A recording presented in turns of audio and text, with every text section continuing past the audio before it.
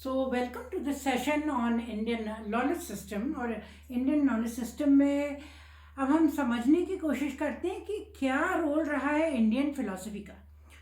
देखिए, फिलॉसफी जैसा कि हम सबको मालूम ही है is the mother of all sciences और ऑल आर्ट्स, और in other words we can say मतलब फिलॉसफी हमारी एजुकेशन सिस्टम या हमारे समझ के पीछे की जो चीज़ है वो है इंडियन फिलॉसफी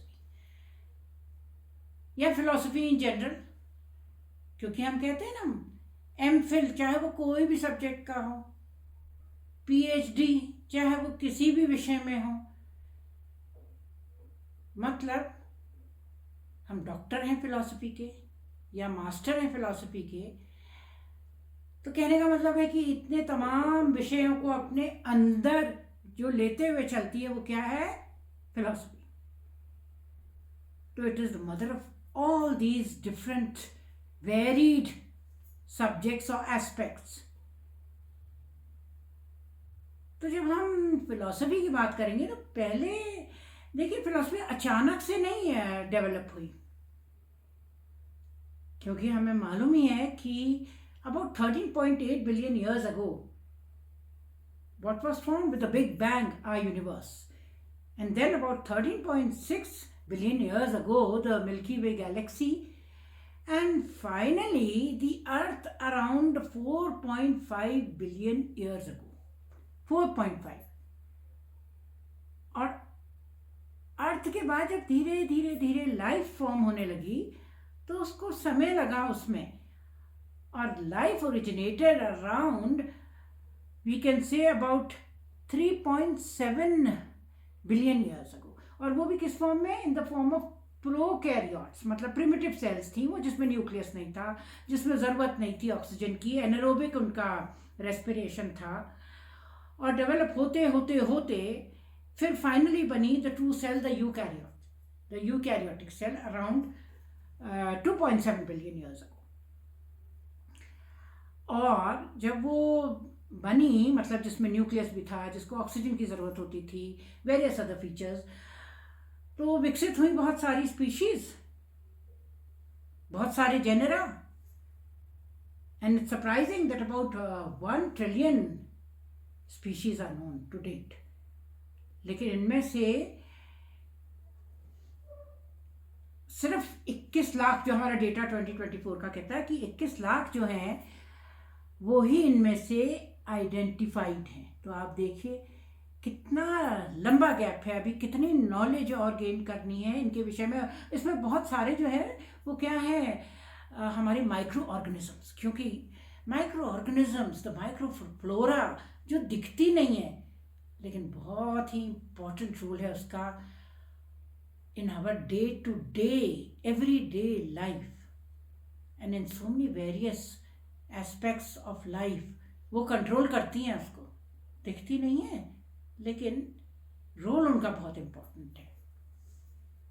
तो जब जो ये डेटा कहता है, मतलब 2024 का, कि लगभग इतनी ही हम मतलब सो फार साइंटिस्ट जो है उनका प्रॉपर वर्गीकरण कर पाए हैं, क्लासिफाई कर पाए हैं, उनके बारे में जान पाए हैं 21 लाख लगभग। और जैसे जैसे ये विकसित हुई तो homo sapiens, homo sapiens they developed around only 3 lakh years ago. And moreover जब उसमें डेवलपमेंट पैटर्न होता गया, मतलब we won't go into too much of detail because I am just trying to just emphasize कि किस तरह फिलॉसफी का हमारा ओरिजिन हुआ। तो बट होते होते होमोसेपियंस जब इवॉल्व हुए तो लगभग 1 लाख साल पहले ही हमारा ब्रेन या प्री फ्रंटल कॉर्टेक्स जो कहते हैं, जो बहुत सारी हमारी नॉलेज को, हमारी जो विवेक को वो कंट्रोल करता है, वो डेवलप हुआ। और उसका साइज जो है 1260 क्यूबिक सेंटीमीटर, काफ़ी क्षमता है उसमें as compared to the others.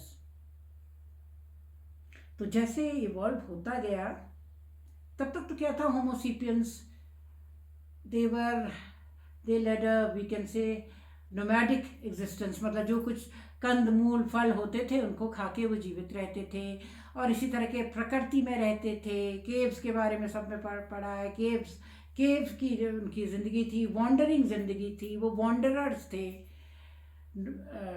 तो जब कुछ सोचने की क्षमता डेवलप और होती गई, और धीरे धीरे लगभग 10,000 साल पहले एग्रीकल्चर, मतलब उनको लगा कंद मूल फल के बाद अब इतना विवेक आ गया, इतनी समझ आ गई कि उन्होंने डिफरेंट चीज़ें उगानी शुरू करी ग्राउंड में। और फिर सेटलमेंट्स आए, यानी कि हैबिटेट्स, मतलब उनका वॉन्डरिंग नेचर जो है इन सर्च ऑफ फूड, वो धीरे धीरे खत्म हुआ, और उन्होंने एक जगह स्थित होके अपना एग्रीकल्चरल प्रैक्टिसेस शुरू करी। This was around 10,000 years ago. और जब ये प्रैक्टिसेस शुरू करी, एक जगह रह गई कि अपना खाने का उत्पादन किया, एग्रीकल्चरल प्रैक्टिसेस शुरू हुई, तो उसमें से कुछ लोग तो काम करते थे इस किस्म के, और कुछ लोग कि आगे अब किस तरह और क्या करें, मतलब कि सोचते थे, यानी कि फिलोसोफर्स। तो दो इसमें ग्रुप्स बन गए, एक वो जो इस तरह करने वाले, दूसरे वो जो फिर आगे सोचने वाले कि और अगली स्टेप क्या हो, किस तरह जो है आगे हम इवॉल्व हों, कैसे हम आगे बढ़ें और कैसे सुविधाएं और बढ़ें, थिंग्स लाइक दैट। तो वो वर्ड ऑफ माउथ कम्युनिकेशन रहा, और कई विधाएं, कई किस्म की नॉलेज आपस में एक्सचेंज होती गई, और इसमें स्पिरिचुअल नॉलेज भी थी। यानी कि फिलॉसफी का फाउंडेशन जो है वो धीरे धीरे इट वाज लेड ग्रेजुअली। और पहले ओरल ट्रेडिशंस थी, पास ऑन होती थी from one generation to the other, देख करके कि किस तरह के कंदमूल फल, किस तरह की प्रैक्टिसेस, क्या जीवन है, जीवन दर्शन है, वे ऑफ लाइफ है, किस तरह जीना चाहिए। और ये सब जो तमाम सृष्टि है, इसमें अनेकों लोग जो आपस में जुड़े हैं, साथ में प्रकृति है, सुबह हो रहा, शाम हो रही है। तो जब सोच और समझ आई, तो इन चीज़ों के विषय में सोचने वाले लोग कि ये कैसे, क्या, क्यों ये आगे बढ़ा, और ये ओरली तो होते रहा कन्वे, फिर धीरे धीरे आया किस तरह, रिटन टेक्स्ट के फॉर्म में, या कहीं केव पेंटिंग्स के फॉर्म में, और हमारी फिलॉसफी का शुरू हुआ एक पीरियड, लगभग कहते हैं लगभग 4,000 या 5,000 साल पहले। तो फिलॉसफी की जो पीरियड जो है, उसको हम कह सकते हैं कि हमारा वैदिक पीरियड शुरू हुआ। वैदिक period around, it is thought of as around 1500 to 500 BCE, यानी बिफोर दिस कॉमन इरा। ये हमारा कॉमन इरा जो है, तो इसमें जोड़ दीजिए उतने 1500, यानी कि 2500 में, तो लगभग 4,000, 4,500 साल पहले वैदिक पीरियड फिलॉसफी का वो कहते हैं हम वैदिक पीरियड। क्यों? क्योंकि वेद, हमारे वेद, ऋग्वेद, यजुर्वेद, सामवेद, अथर्ववेद, साथ में हमारी 108 उपनिषद, ये धीरे धीरे लिखे जाने लगे ड्यूरिंग दिस पीरियड, मतलब अंकित किए जाने लगे। और वेद जहाँ हमारी बात करते थे, वेद जो है, वेद हमारे बेस, जो इनकी बिलीफ थी कि कॉस्मिक ऑर्डर है, दिन होती है, रात होती है, किस तरह सूरज उगता है, फिर सूरज ढलता है, रात्रि होती है, कॉस्मिक ऑर्डर, अलग अलग सीजन्स आते हैं। They believed in this cosmic order, यानी कि रिथ में, और आत्मा, सेल्फ, साथ में धर्म और कर्म। फिर जब उपनिषद लिखे जाने लगे, तो उपनिषद के पीछे बेसिकली जो फीलिंग थी, जो उसकी कहना चाहिए, जो इसका एसेंस था, वो था कि कैसे हमारी आत्मा मिले यूनिवर्स, यानी कि ब्रह्म, ये वाला कॉन्सेप्ट। और वो कैसे, वो रिचुअल से ज़्यादा कि जब हम बहुत विजडम, और वो भी कैसा विजडम, इनर विजडम, जब हम अंतर्मुखी होकर अपने अंदर को देखें और अपने को इवॉल्व करने की कोशिश करें कि कैसे हम ब्रह्म में विलीन हो जाए। तो उपनिषद का कुछ इस तरह का जो था वो एसेंस रहा। ये पीरियड वैदिक पीरियड कहलाता है, और ये वैदिक पीरियड में वेद व्यास बहुत बड़ा नाम है। इसके बाद वैदिक पीरियड मतलब धीरे धीरे जब फिलॉसफी इवॉल्व हुई तो ये हुआ, कुछ लोग तो ऐसे ना जो वेद में बिलीव करते और कुछ ऐसे जो उसमें बिलीव नहीं करते, यानी कि लेटर वैदिक पीरियड में ऐसे मत बने कि एक समूह जो है, कुछ एक लोगों का विश्वास वेद पे लेकिन कुछ लोगों का वेद पे नहीं, तो एक ब्रांचिंग हो गई जिसको हम कहते हैं क्या ब्रांचिंग, यानी कि ये पीरियड आया लगभग 500 BCE मतलब बिफोर कॉमन एरा से लेके 200 CE कॉमन एरा में पहुंच गए हैं। और उसमें जो दो मत बने तो उस एक को नाम पड़ा आस्तिक जो कि वेद में बिलीव करते, और दूसरे का पड़ा नास्तिक, नॉट थीइज्म। हाँ कई लोग थीइज्म और आस्तिक को मिक्स करते हैं, लेकिन बेसिकली ऐसा होता है आस्तिक जो वेद में बिलीव करते हैं, और नास्तिक जो उसमें ज़्यादा उसकी फिलॉसफी पे बिलीव नहीं करते। नास्तिक में हमारे आगे जैनिज्म, बुद्धिज्म और चार्वाक, ये हमारे सारे नास्तिक। और जो हमारे आस्तिक हैं, आस्तिक में भी अब देखिए जो इवॉल्व हुए फिलॉसफीज या दर्शन कहने चाहिए, वो सांख्य, सामाख्या भी कह होता है, कई जगह लिखा हुआ, और योग। सामाख्या जो है मतलब अब उपनिषद तो बड़े टेक्स्ट थे ना, अब इस पीरियड को इसलिए कहते हैं कि सूत्र और एपिक का समय 500 से लेके 500 BCE से लेके 200 CE तक, सरकार कॉमन एरा तक। तो क्योंकि महाभारत, रामायण, भगवत गीता और जो लिखे गए वो थे सूत्र, मतलब फॉर्मूलेस कहना चाहिए एक किस्म से, कि कम पढ़ के ही ज़्यादा उसकी जो है उसके पीछे की हिडन नॉलेज और ज्ञान होता था सूत्र के फॉर्म में, कि जिससे वो जल्दी पकड़ में आ जाए, जल्दी समझ में आ जाए। तो ये हमारे सांख्य जिसको हम कहते हैं, सांख्य योग तो खैर ऋषि पतंजलि, सांख्य जो है हमारे कपिल मुनि जी ने दिया। इसके सूत्र वैसे मिलते नहीं है, कहते हैं मिले नहीं हैं। पतंजलि जो था वो ऋषि पतंजलि का जो दर्शन है या जो सूत्र हैं वो बेसिकली जो इसमें बहुत इम्पोर्टेंट है वो है अष्टांग योग। अष्टांग योग यानी कि यम, नियम, ये सब इसके अंदर आते हैं। यम, नियम, प्राणायाम, आसन, प्रत्याहार, इसके अलावा धर्म, और इसके अलावा हमारा ध्यान, और फाइनली जो इससे अटेन करते हैं फिर वो है समाधि, जो लास्ट, ये अष्टांग योग। और सामाख्या जो है योग एक किस्म से इसमें थोड़ी सिमिलैरिटी की, ड्यूअलिज्म नहीं, मतलब ये ड्यूअलिज्म के ऊपर टाइप बेस की। ड्यूअल मतलब कि एक पुरुष और एक प्रकृति। पुरुष वो जो कॉन्शियस माइंड, कॉन्शियस, और प्रकृति में सभी आ गया, अनकॉन्शियस मतलब नेचर, और everything else which is material. तो ये सामाख्या या सांख्य जो है सूत्र उसके तहत आता है, पुरुष और प्रकृति, एक किस्म का ड्यूअलिज्म आ गया, ड्यूअल नेचर। और अब इन ये दो मतलब सांख्य सूत्र और योग सूत्र के बाद इनको ऑलमोस्ट पैरेलल सा मानते हैं, एक सा आया न्याय और वैशेषिक। न्याय जो है वो अक्षपाद गौतम जी ने दिया, और वैशेषिका जो है वो कनाड ऋषि ने, ऋषि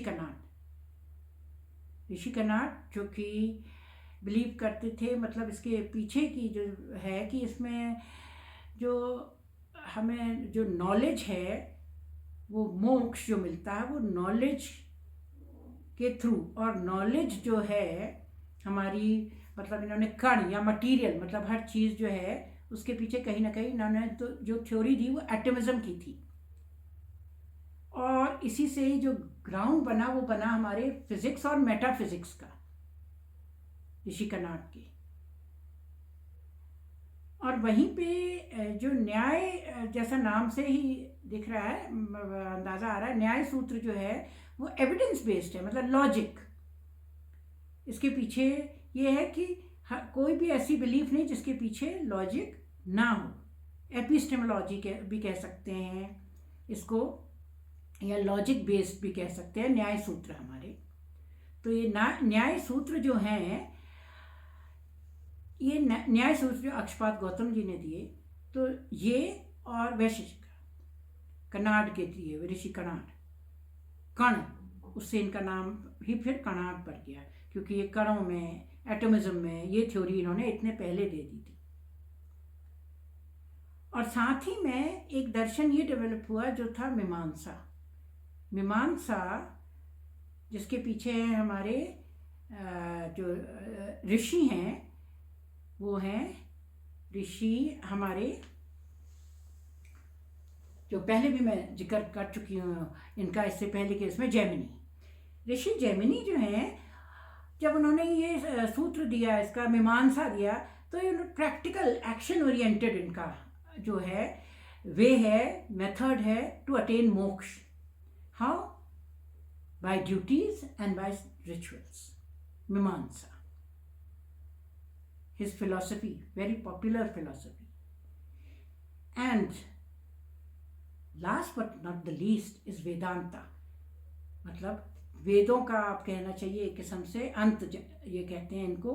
और ये वेदांत जो है, वेदांता या वेदांत, ये वेदांत बद्रायन जी ने, जिन्होंने ब्रह्म सूत्र लिखा।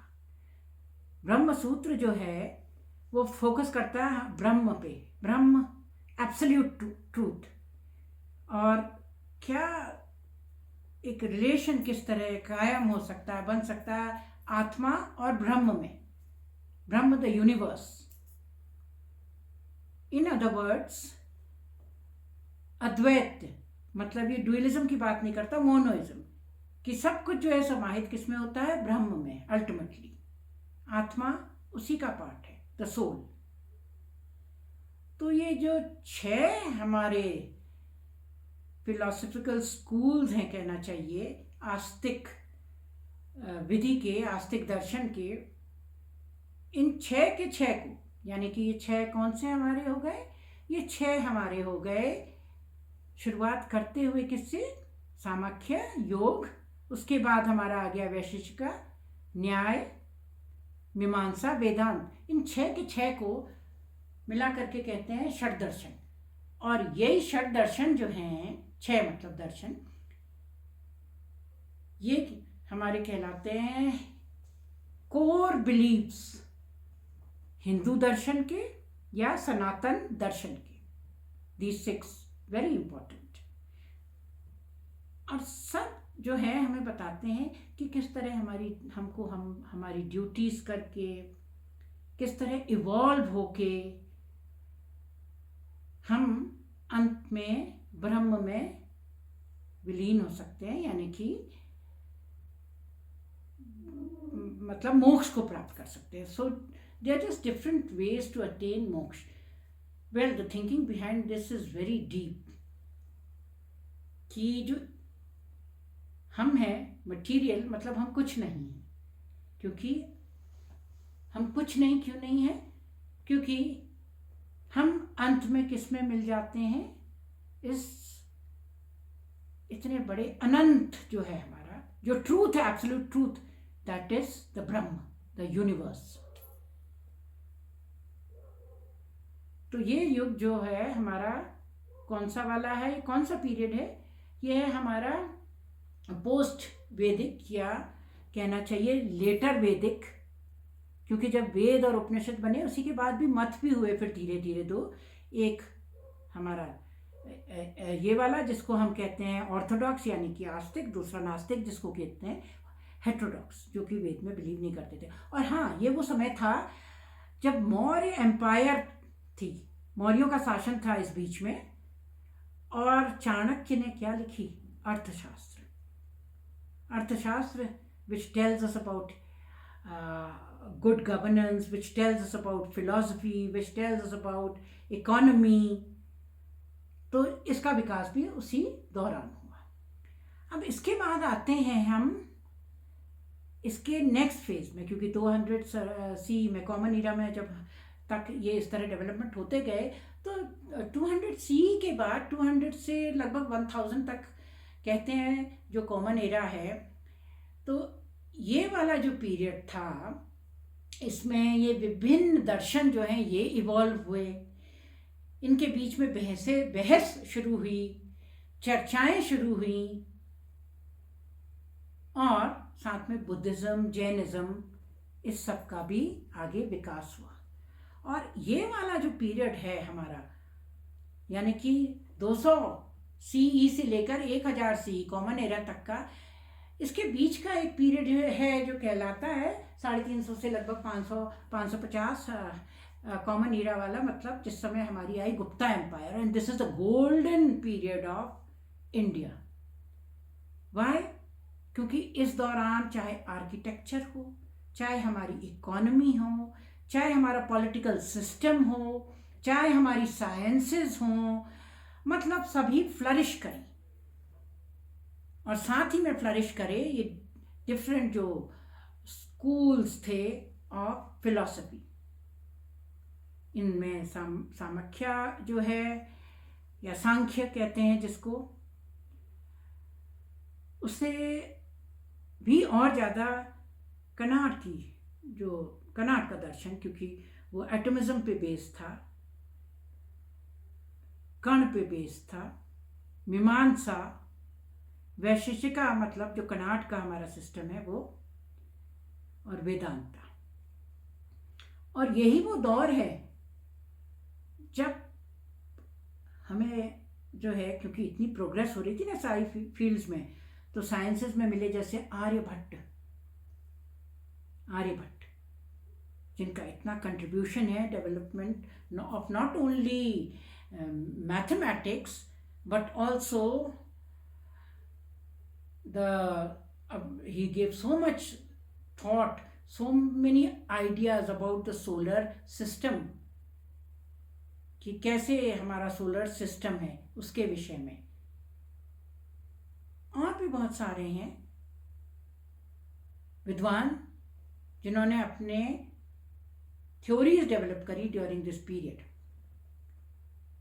जिसमें से हमारे हैं कालिदास। हाँ, क्योंकि बहुत लिटरेचर भी बहुत प्रोग्रेस करी आगे, तो वो इसी गोल्डन पीरियड के दौरान की बात है, यानी कि 200 to 1000 कॉमन ईरा, ये इस समय की बात है जब ये सब चीज़ें तरक्की करी, और ये गोल्डन एज कहते हैं इसमें। और इसमें हमारे जैनिज्म, बुद्धिज़्म, इन सब का तो विकास हुआ ही, और साथ में हमारा जो है एजुकेशन सिस्टम आगे बढ़ा। नालंदा यूनिवर्सिटी, इतनी बड़ी university, the first one in the world, was established during this period. और यही वो दौर है जब धीरे धीरे अद्वैत की वेदांत इट केम इनटू सीन, क्योंकि आदि शंकराचार्य जी ने इसको धीरे धीरे डेवलप करा। मतलब कौन सा दौर है ये कहते हैं हमारा थर्ड पीरियड कह लीजिए इसको, अलग अलग लोगों के हिसाब से, मतलब 200 से लेकर 1000 कॉमन एरा के बीच का। और 1000 से 1700 वाला पीरियड, मतलब जब गोल्डन इरा के बाद का, जब सब चीज़ें फ्लरिश कर रही थी, बहुत सारे विद्वान अपने मत दे रहे थे, और अद्वैत वेदांत भी आ रहा था into light, it was evolving, क्योंकि ब्रह्म जो है को मानते हो, जो सिर्फ ब्रह्म यानी कि मोनोइज्म पे बिलीव करता है, नॉट डुअलिज्म, बिलीविंग दैट आत्मा फाइनली जो है वो किस में विलीन हो जाती है? ब्रह्म में। तो कैसे हम किस तरह अपने को ज्ञान के द्वारा आगे को इवॉल्व करें सो दैट वन अटेन्स मोक्ष। तो इसके बाद का दौर जो आया 1000 से लेके 1700 कॉमन ईरा जो है मिडीवल पीरियड कहलाया। उस समय Islam religion came into the scene. तो उन लोगों की उनके हिसाब से जो उनकी फिलॉसफी रही, तो धीरे धीरे जन्म हुआ सूफिज्म का। सूफी मूवमेंट, भक्ति मूवमेंट, जिसमें कि आदि शंकराचार्य, रामानुजाचार्य, माधवाचार्य, इन सब की टीचिंग्स धीरे धीरे बढ़ी और न्याय और वैशेषिक जो कि लॉजिक और एटमिज्म पे बेस्ड थे, ये भी इवॉल्व हुए। मतलब हमारा मिडीवियल पीरियड ये था सूफी और भक्ति का पीरियड। इसमें हुए संत कबीर, गुरु नानक देव, संत तुकाराम, चैतन्य महाप्रभु, मीराबाई। कहने का मतलब है कि डिवोशनल पोइट्रीज केम और evolved during this medieval period. तो देखिए कैसे फिलॉसफी धीरे धीरे धीरे इवॉल्व हो रही है और हर एक दौर में हम देख रहे हैं उनके पीछे जो सोच रही वो सिर्फ ये कि किस तरह सुकून का जीवन प्राप्त करें अपनी ड्यूटीज करके। कुछों ने तो कर्मकांड के थ्रू कहा, पर कुछों ने कहा नहीं, बाय मेडिटेशन, इंट्रोस्पेक्शन, मीमांसा, अद्वैत वेदांत, मोनोइज्म। और उसके बाद जो दौर आया, क्योंकि ये मिडीवल पीरियड में क्योंकि विवेक बढ़ता गया ना, धीरे धीरे थिंकिंग बढ़ती गई, तो इसी तरह एपिस्टेमोलॉजी मतलब कि आपस की बहस भी, चर्चाएं भी छिड़ी, कई एक्सप्लेनेशन भी आए, कई मत भी आए और कई एक की लॉजिक पे बेस्ड हमें आगे चलना चाहिए इसमें, और लॉजिक के हिसाब से हमें सोचना चाहिए कि क्या हमारे पास प्रमाण है, किस तरह से हम जो है मोक्ष प्राप्त कर सकते हैं और खुशहाल जिंदगी जी सकते हैं, मटीरियलिज्म को साइड में रखते हुए।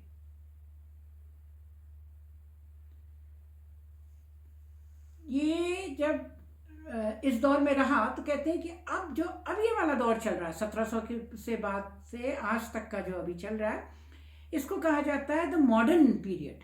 मॉडर्न पीरियड यानी कि न्यू वेदांत भी कहते हैं। Why new Vedanta? Because by this time so many theories, so many debates, so many discussions between these knowledgeable people, इन विद्वानों के बीच में होती रही, तो इनको एक नया स्वरूप दिया। कई चीज़ें जो फॉलो हो रही थी पहले से, कि जो लगी कि लॉजिक इसके पीछे नहीं है, they were done away with. For example Raja Ram Mohan Roy, Brahmo Samaj movement वाले, इन्होंने कई सोशल रिफॉर्म्स करे, जैसे सती प्रथा वगैरह हटी। और इस दौर का न्यू वेदांत के जो बहुत बड़े नाम हैं वो हैं हमारे स्वामी विवेकानंद। क्योंकि स्वामी विवेकानंद ने इतना गहन अध्ययन और प्रैक्टिकल नॉलेज इस सबको इनकॉर्पोरेट करते हुए, हमारे वेदों को, उपनिषद को पढ़ते हुए, उनका ज्ञान लेते हुए और पुराने दौरों को देखते हुए, तो earlier thinkers, the earlier philosophers, he carried on their traditions but with a modern view to it. How? That many of those traditions which were thought of as ill traditions, which were against the society, तो उन्होंने explain करा with logic कि किस तरह हमको इनको follow नहीं करना चाहिए, या कुछ एक चीज़ें जो सोसाइटी की बेहतरी के लिए हों और अभी तक सोची नहीं गई थी। For example women empowerment, he was very vocal about women empowerment and he propagated Advait Vedant in a new form, in a modern form, integrating it how with scientific thoughts. मतलब वैज्ञानिक सोच के साथ उन्होंने पुरानी चीज़ों को आगे बढ़ाया और he did away with many of the ills of the society. Why? Because he thought of universal brotherhood कि कैसे हम सब एक हैं, ये टीचिंग्स को लेते हुए और ये लेते हुए कि service to mankind is the biggest और the highest form of worship. जब तक हम हैं क्यों ना कुछ ऐसा अध्ययन करते रहें, क्यों ना कुछ ऐसा करते रहें जिससे वी सर्व मैनकाइंड. तो ये उनके पीछे की जो थॉट है, जो उनका ये दर्शन है, ये कहलाता है neo Vedanta. He did away with, he attacked in fact casteism, superstitions, and उन्होंने एजुकेशन और स्पिरिचुअल विजडम इन दोनों को इवॉल्व किया. उनकी बहुत सारी ऐसी राइटिंग्स हैं जिसमें हम ये देख सकते हैं. कौन नहीं जानता, इन्हीं के नाम पे आज मनाया जाता है यूथ डे. और इसी दौरान हमारे जो फिलोसोफर रहे अगले, गांधी जी ने similarly he talked about along similar lines, but at the same time he added, एक तो यूनिवर्सल ब्रदरहुड की तो बात रही, साथ में सत्याग्रह, अहिंसा, सर्वोदय, सभी का विकास, यूनिवर्सल ब्रदरहुड, स्वराज, और सबका विकास होना चाहिए, सबका अपलिफ्टमेंट होना चाहिए.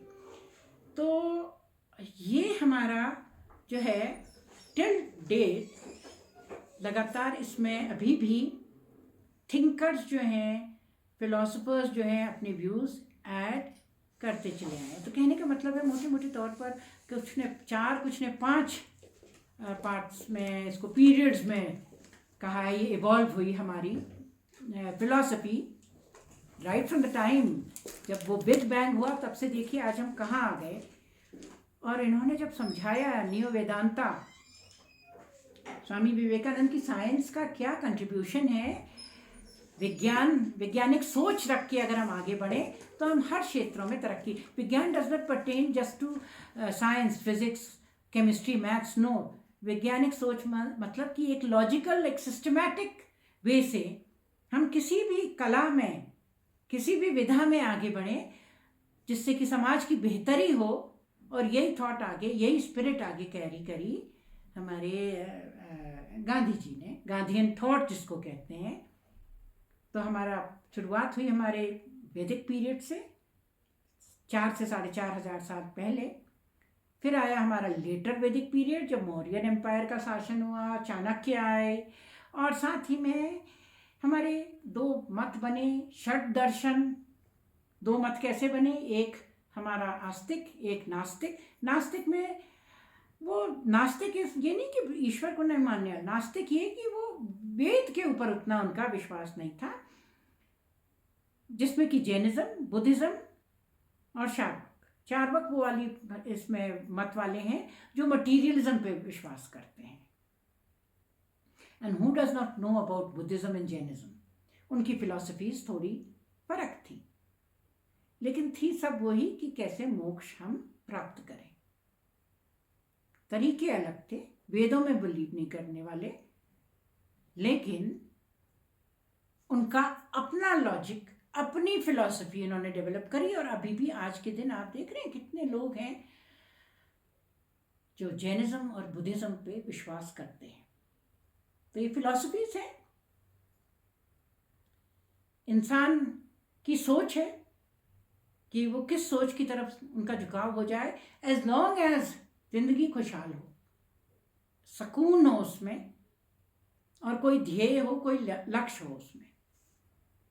तो this was during the later वैदिक पीरियड. षट दर्शन जो कहते हैं हमारे, जिसको सनातन दर्शन भी कहा जाता है, हिंदू दर्शन भी कहा जाता है, जिसके अंदर हमारे सारे सूत्र आ गए, यानी कि सांख्य, योग, साथ ही में हमारे न्याय, वैशेषिक और मीमांसा और वेदांत. 6 हो गई. इस पीरियड के बाद जो हमारा आया वो क्लासिकल इरा कहते हैं उसको, यानी कि वो उस दौरान का उसका बीच का पीरियड जो है 320 या 350 से 550 कॉमन इरा तक का, इसको गोल्डन पीरियड भी कहा जाता है, जब गुप्ता एम्पायर ने रूल किया हमें और बहुत ही तरक्की हुई। All around India progressed in all fields. By India means हमारा जो है इंडिया बिफोर पार्टीशन, जो हम पहले जिक्र कर चुके हैं। तो हर क्षेत्र में विकास भी हुआ, जैनिज्म बुद्धिज्म भी बढ़ा उस दौरान। आदि शंकराचार्य जी का भी धीरे धीरे एक प्लेस बना, उनके मतों का, उनकी फिलॉसफी को स्थान मिलने लगा, यानी कि अद्वैत वेदांत की शेपिंग शुरू हो गई थी। और साथ ही में इस दौरान बहुत सारे जो है फिलॉसफी के अलावा स्कूल्स, एजुकेशन, नालंदा यूनिवर्सिटी इसी समय की देन है, गुप्ता पीरियड की। उसके बाद का दौर जो है मिडीवल पीरियड, वो आया 1000 से 1700 के बीच का कॉमन ईरा। और ये वो दौर था जब सूफिज्म का इम्पैक्ट पड़ा, क्योंकि इस्लामिक एंट्री हुई, उनके जो थॉट्स थे उस पर बेस्ड सूफिज्म, ऐसी डिवोशनल सॉन्ग्स, और साथ ही में भक्ति मूवमेंट जिसमें कबीर और मीराबाई, गुरु नानक देव जी, संत तुकाराम, इन सब का कंट्रीब्यूशन रहा। और क्योंकि प्रोग्रेस हुई ना फिलॉसफी में, थिंकिंग में, थिंकर्स बढ़े तो मत भी बढ़े उतने, और उनके बीच में फिर डिबेट्स भी शुरू हुई और इवॉल्व होती चली गई philosophy. See, we all evolve with time. There's so much to learn. When we are little, from the time as we grow in age, each phase in our life teaches us something or the other. And this is a continuous flow throughout our life. कुछ ना कुछ हम सीखते ही रहते हैं, कुछ ना कुछ ढंग से हम अपने को बेहतरीन बनाने की कोशिश करते रहते हैं, बेहतर बनने की कोशिश, जिज्ञासाओं को अपने शांत करने की कोशिश, और साथ ही में कैसे हमें सुकून मिले और खुशहाली मिले, इसका प्रयत्न। तो ये सब philosophy. So philosophy is the mother of all thoughts, of all subjects. तो इसीलिए सबसे पहले फिलॉसफिकल थॉट्स आए, उसके बाद वो ब्रेकअप हुए into different subjects, little subjects of, you can say whether they are science, whether they are arts, whether they are commerce। लेकिन सोच जो हुई, शुरुआत जो हुई, वो फिलॉसफी से हुई। और फिर अब तो ये मॉडर्न पीरियड चल रहा है हमारा 1700 के बाद का, जिसको हम कहते हैं न्यू वेदांत, जिसमें राजा राम मोहन रॉय से लेकर के विवेकानंद जी से लेकर के अनेकों हैं, अगर हम डिटेल में जब पढ़ें इसको। लेकिन ये कुछ अहम, कुछ ऐसे नाम हैं जिनका कंट्रीब्यूशन जो है बहुत ज़्यादा रहा, साथ में the guardian philosophy. So that's all. we'll carry on this interesting topic IKS in our next lecture or next series. तो नमस्कार।